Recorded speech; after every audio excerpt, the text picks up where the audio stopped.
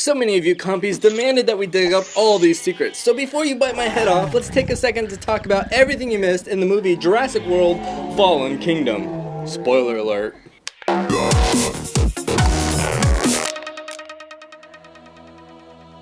The opening scene brings us back into the imaginative world of what it would be like if dinosaurs lived with humans. And unsurprisingly, it turns out to be a deadly encounter. We should already know though, before the dinosaurs even show up, that this isn't going to end well. All throughout Jurassic Park we were trained. If someone's running around in a yellow raincoat, it can't be a good thing.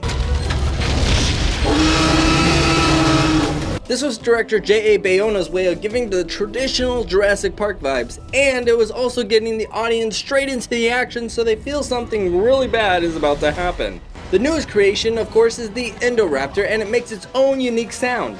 This is a combination of a dental drill, a pig, a cougar, and a chihuahua. Yo quiero Taco Bell. When all the animals are escaping into the world, and Rex breaks into the Lion King cage, and they have a little rap battle,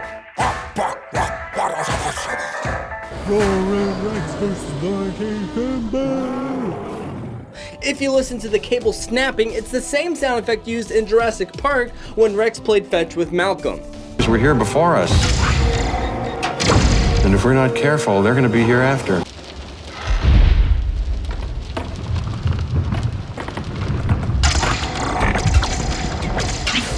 With J.A. Bayona directing the film, there were a few inconsistencies with the movie and past Jurassic Park movies. What is going on? I can't hear you! I'm sorry, there was. Like in The Lost World, the tranquilizers they used would kill you before you even knew what hit you. Is there an antidote? What do you mean, like if you shot yourself in the foot? Don't do that. You'd be dead before you even realized you had an accident. You what? Fast forward to Jurassic World, The Fallen Kingdom, and Owen and Dr. Wu get shot with the tranquilizer and survive. Not only survive, but Owen seems to make a full recovery in what, 20 minutes? And for added protection, each vehicle is surrounded by aluminum oxynitride glass. So tough, it can stop a .50 caliber bullet. So tough, it can stop a .50 caliber bullet. So tough, it can stop a .50 caliber bullet. Claire had a hard time from the Jurassic community in Jurassic World for wearing high heels in her Run for Your Life adventure. Your last 2 minutes in there. Less in those ridiculous shoes. But let's be fair though, it's not like she was planning on running for her life that day. But because of the backlash in Jurassic World, they took a second to show the audience, hey, not only does Claire have a good fashion sense, but she's also a practical woman. See the epic Run for Your Life boots? In reality though, they didn't really need Claire or her computer tech to get Blue. They just needed her to get to Owen. We thought you might know someone who could help.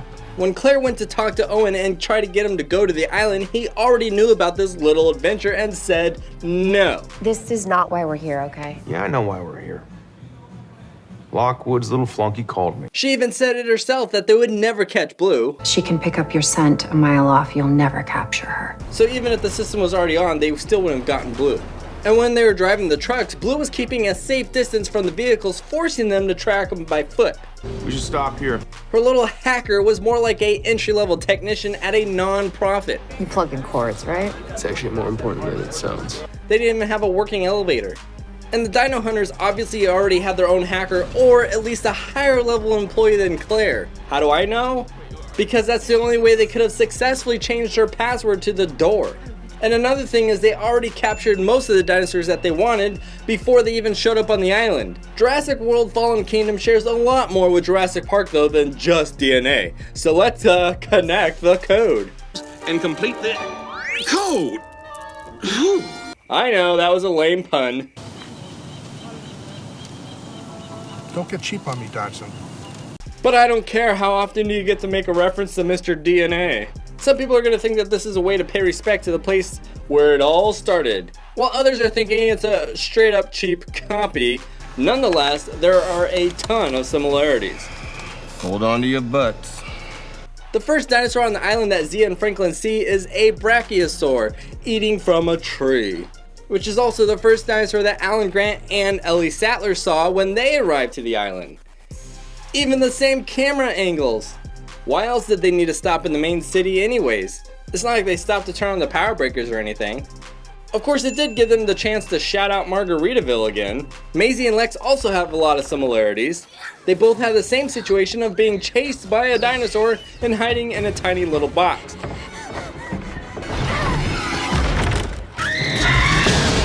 In Jurassic Park, with the exception of Scumbag Dennis, the bad guy was the raptors, and Lex finds herself crawling away from the bad guys on all fours. In Jurassic World Fallen Kingdom, the humans are the bad guys, and would you know it, Maisie finds herself crawling away on all fours as well. The raptor and the Indoraptor both like to do the toe tap. Both of them like to do the scary shadow puppets on the wall too.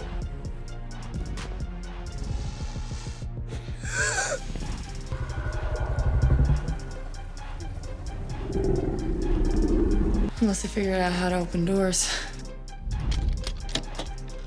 How about a magic trick? And they're both smokers. I'm a smoker. Alan. Okay, just kidding, they don't smoke. None of the animals are fed or watered when they finally are delivered to the basement of the mansion, even after the very long trip and being tranquilized. But of course, we have to feed the T-Rex a goat.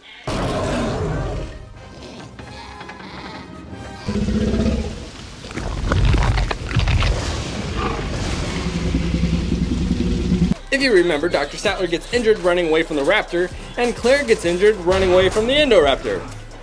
So now they both have a limp. Basically everyone has to run in both movies, obviously. Run! Run! More specifically though, they have to run from a stampede.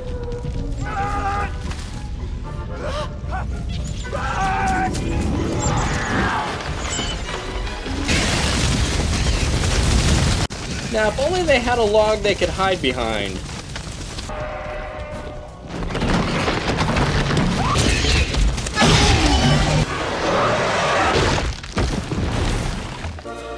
Welcome to Jurassic Park. Welcome to Jurassic World. Even Mother Nature in real life parallels Jurassic Park and Jurassic World Fallen Kingdom. In Jurassic Park, everything took place because of a hurricane. Because if it wasn't for the Hurricane, Dennis, who gets Worst Employee of the Year award, wouldn't have been in a position where he could mess up everything. You can run this whole park from this room with minimal staff for up to 3 days. You think that kind of automation is easy? Or cheap? Ironically, in real life, Hawaii was hit by Hurricane Iniki during the filming of Jurassic Park.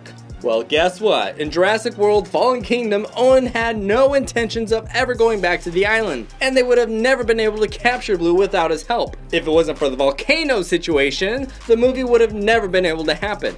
And just like in Jurassic Park, not even a month after Fallen Kingdom's release, Hawaii experienced a massive volcano eruption. Clever girl. Both movies have a bad guy that just wants to make money off the dinosaurs. We're gonna make a fortune with this place. I estimate 4 million per species.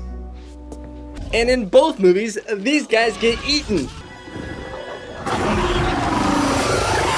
When they're running away from the stampede, we also see a set of skeleton bones. That's probably Littlefoot's mother who died in Owen's arms in Jurassic World. Part of the references to Jurassic Park though were more like closing the chapter of Jurassic Park. The emotional scene where we see the Brachiosaur crying for help as she disappears into the cloud of volcanic ash. That was the first and last dinosaur we ever saw on the island alive. The T-Rex that saves the day, again, is the original one we see in Jurassic Park.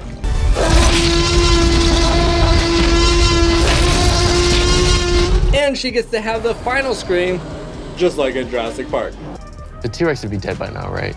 This, of course, is why Franklin makes such a big deal about her specifically being dead by now. So she'd be dead by now. Oh look, they're just out of the reach of the gun. If he moves to get it, the dino's gonna eat him. Jurassic Park ends leaving the island or the scene of the crime and looking out a window to see a flock of birds. But in Jurassic World Fallen Kingdom, they are also leaving the scene of the crime, looking out a window, and seeing a flock of, well, I don't know how to say it, so I'll just say flying dinosaurs. Of course, this part could also be to mirror how the world has evolved since the first Jurassic Park.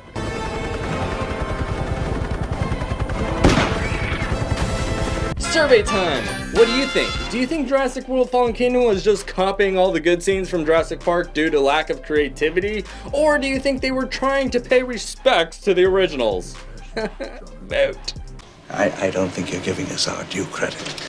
Thanks, Dad. We learned that Maisie is basically an alien since she was genetically engineered. A famous movie about an alien and a kid was E.T. E.T. was directed by Steven Spielberg, as was Jurassic Park. If you look closely at Maisie, it's easy to see she's wearing the same famous red hoodie Elliot wore in E.T. And just to confirm this Easter egg, they put a hidden E.T. toy in her bedroom. When Owen finds Blue, we see the explorer that fell off the cliff with Timmy inside. Not him.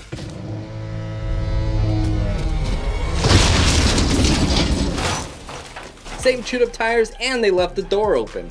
With a shout out to the funny mirror joke in Jurassic Park when they were running away from Rex. And of course the gigantic cliff that magically appeared is missing in this movie as well. But that's okay though, it's a magic cliff. Maisie Lockwood sneaks her way onto the elevator and takes it to the bottom level of the basement. At least the lowest level the elevator goes though, right? But when the doors open, we see that the elevator actually goes another level lower. Also, the password to get into the elevator is 7337. Some people online are saying that this is a reference to a movie short by Sergio Sanchez called 7337. However, I don't think that's the case. I agree more with JCollis96 on Reddit, who points out that including the pound sign, it looks more like the password says teeth. This poor guy gets chomped up in the museum, but just moments later they all hide behind the same wall where he just died. There's no blood and no body parts left over. However, I'm going to give the movie a free pass on this one. They probably simply left out all this information because they wanted to keep the movie from getting a rated R rating. Another interesting moment was Claire smash Eli Mills' glasses, yet he magically has a new pair the next time we see him. This isn't crazy to think though. He's a multi-millionaire, having a backup pair of glasses in the house wouldn't exactly be a crazy idea. Jurassic World Fallen Kingdom was one of those movies you need to watch past the credits. That's right, they had a post-credit scene. In that scene, they tease what we can expect to see in hopefully the final Jurassic movie. Instead of fighting and running from the animals on the island, this time the battle's going to be in the entire world.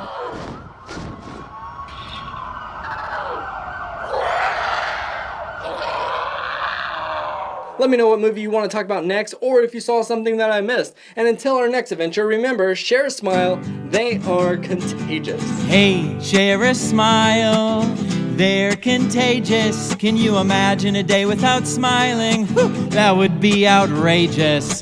Thanks for stopping by and hanging out with Crazy Nate. Make sure to leave a thumbs up if he left you feeling great. Have fun and we'll see you next time. And don't forget to subscribe.